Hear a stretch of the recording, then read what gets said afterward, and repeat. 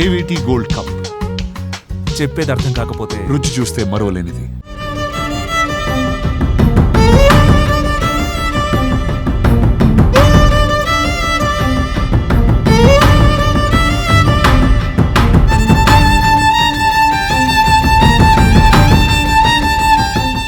Stage వద్ద జరిగిన bus ప్రమాదంలో ప్రయాణిస్తున్న ప్రయాణికురాలు మేరీ జోష్న మరి మృతి చెందారు. దానికి సంబంధించిన వివరాలు, మరి ఎలా జరిగింది యాక్సిడెంట్, మరి జరిగిన సందర్భంలో మరి వారి కుటుంబీకులకి కానీ బంధువులకు కానీ ఎలా తెలిసిందనే విషయంపై మరి వాళ్ళ సోదరుడు రాహుల్ సుమన్ టీవీ ద్వారా పూర్తి సమాచారం తెలుసుకునే ప్రయత్నం చేద్దాం. బ్రదర్, అసలు ఎలా జరిగింది ఈ సంఘటన, మీకు ఎప్పుడు తెలిసింది? వాళ్ళ లైక్ హైదరాబాద్ లో ఉంటారండి సాఫ్ట్వేర్. మా అక్క, మా బావగారు కూడా అక్కడే ఉంటారు. సో ఏంటంటే లైక్ ఫ్రీక్వెంట్ గా వాళ్ళు ట్రావెల్ చేస్తూ ఉంటారు, like Hyderabad to Vijayawada. Like 2 days అక్కడ వర్క్ చేసి మళ్ళీ అగైన్ 3 days ఇక్కడ వర్క్ చేయడం, వర్క్ ఫ్రమ్ హోమ్ అలా ట్రావెల్ చేస్తుంటారు. వాళ్ళ మ్యారేజ్ 2.5 years అవుతుంది. అండ్ వాళ్ళకి 1.5 year బాబు ఉన్నాడు అనమాట. లైక్ ఇద్దరు బర్త్డే, లైక్ బాబుది మా అక్క బర్త్డే ఇద్దరిది ఒకే రోజు అనమాట, October 12th. సో లైక్ ఏంటంటే ఇప్పుడు నిన్న నైట్ ఆఫీస్ చూసుకున్నాక అరౌండ్ 11:45 or 12 కి వాళ్ళు బస్ బోర్డ్ అయింది అక్కడ. సో మా బావగారు బస్ ఎక్కిచ్చారు. సో మాకు ఇక్కడ ఎస్టిమేటెడ్ అరైవల్ టైం వచ్చి 7 or 7:30 ఇచ్చారు. సో మాకు అరౌండ్ ఎలా అంటే లైక్ 4:48 కి మాకు తన ఐఫోన్ నుంచి మాకు మెసేజ్ వచ్చిందండి, క్రాష్ అలర్ట్ అని, ఎమర్జెన్సీ అలర్ట్ అని మెసేజ్ వచ్చింది. అప్పుడు దాకా మాకు యాక్చువల్ తెలియదు. మేము 4:48 కి వస్తే మేము అరౌండ్ 5:30 ఆ టైంలో చూసుకున్నాం లేచి.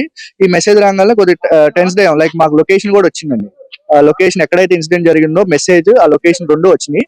సో ఈ లొకేషన్ చూస్తే అక్కడ నాకు నియర్ బై ఏషర్ షోరూమ్ అను, దెన్ శ్రీ విజయదుర్గ హోటల్ అని ఉంది.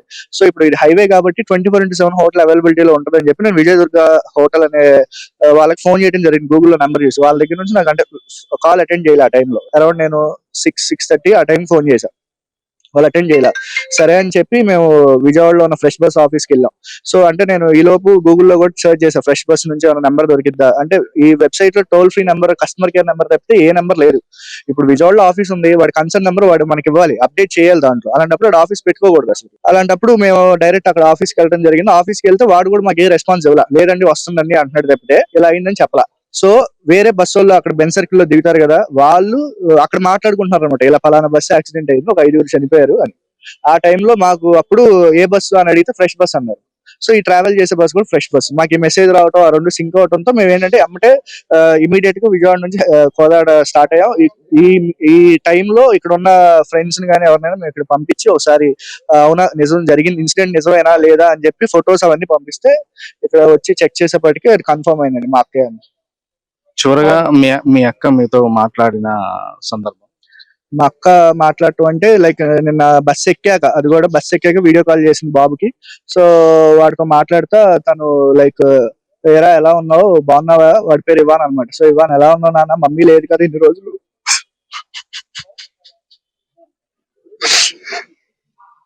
గుడ్ బాయ్ లాగా ఉన్నావా బ్యాడ్ బాయ్ లాగా ఉన్నావా అని మాట్లాడారు. ఇక అదే లాస్ట్ మాట అండి వాడితో మాట్లాడటం.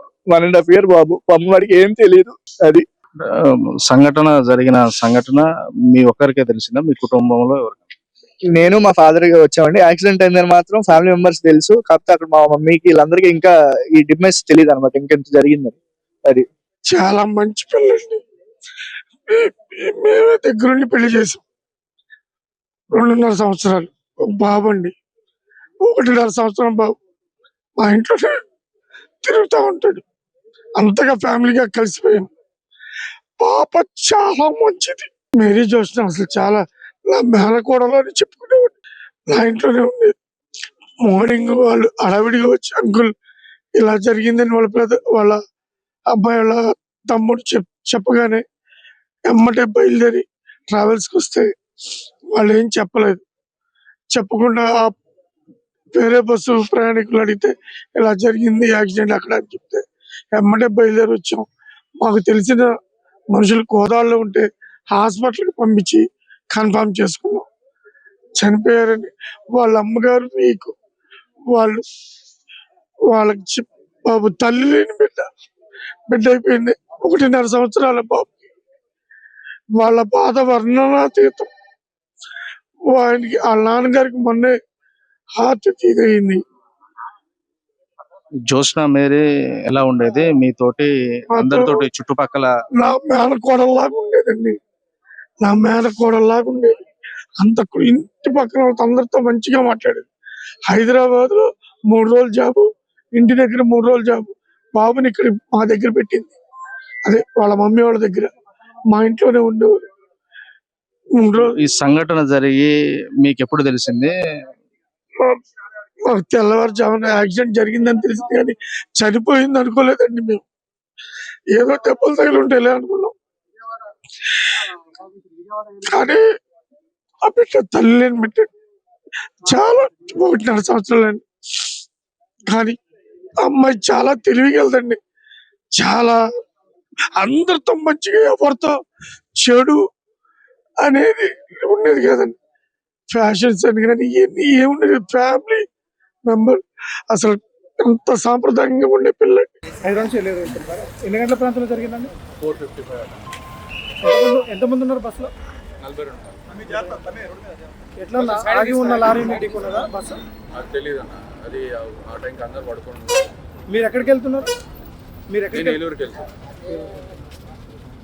అసలు ఏం జరిగిందన్న? అట్లా ప్రమాదానికి ఏమన్నా కారణాలు ఏమన్నా తెలుసా? తెలియదు అన్న, ఎందుకంటే అవి కర్టన్స్ వేసి ఉంటాయి. ఆ క్యాబ్ ఆయన డ్రైవర్ ఉంటారు, ఆయన ఒక్కరికే తెలుసు, ఎవరు తెలుసు. ముందు మాకేం కనబడదు. మీరు బస్సులో ఉన్నారా? బస్సులో మీకేమన్నా దెబ్బలు లేదు, గాయాలు?